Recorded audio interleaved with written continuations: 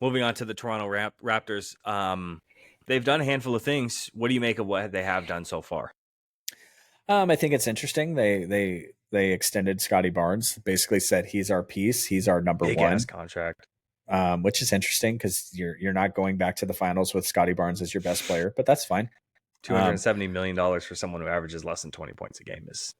I I get mean, it's what you might be. You know, that's what you're being paid like a top 8 player in the league without playing like one, and it's on the assumption that you're going to develop into something like a top 10er. bringing back quickly is I almost feel like they had to just because Oh yeah. that was the main piece in the OG trade. So you almost have to bring him back no matter what. Mm-hmm. Garrett Temple doesn't move the needle for me. Davion Mitchell is okay in 8 to 10 minute spurts. There was numerous times in his career where he was handed the keys to the offense for the Kings because Fox had ankle sprains and he really couldn't establish himself as somebody who was able to take the next step in his development.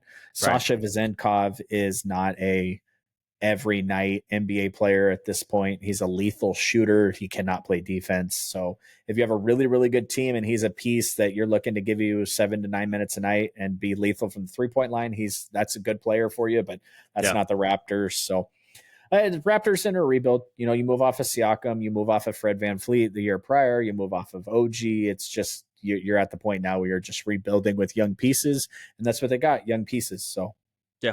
uh, Absolutely. for a grade, I mean, the guy was your draft pick. You knew you were gonna extend Scotty Barnes, so congratulations.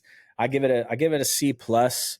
That's where They I'm at. they Yeah. they brought in Davion Mitchell, who's a good player for nothing because the guy they traded away is not really an NBA player at this point, and they kept Emmanuel quickly, which is you know. You make a trade like that. The Golden State Warriors traded away Poole, and now they got nothing to show for it. At least the Raptors have something to show for it. Yeah, I actually had the quickly signing rated a little bit higher than Barnes just for the money factor of it, and I get it. But that's just kind of where I placed it. And plus, quickly looking at just his numbers on and off the court on pretty much any advanced statistical thing you can look at quickly, and the entire team is far and away way better with quickly on the court than him off the court. I mean, you even look back when he's at New York, you're looking at 8.1 points per 100 possession, 12.2 points in the next year, 8.5 points.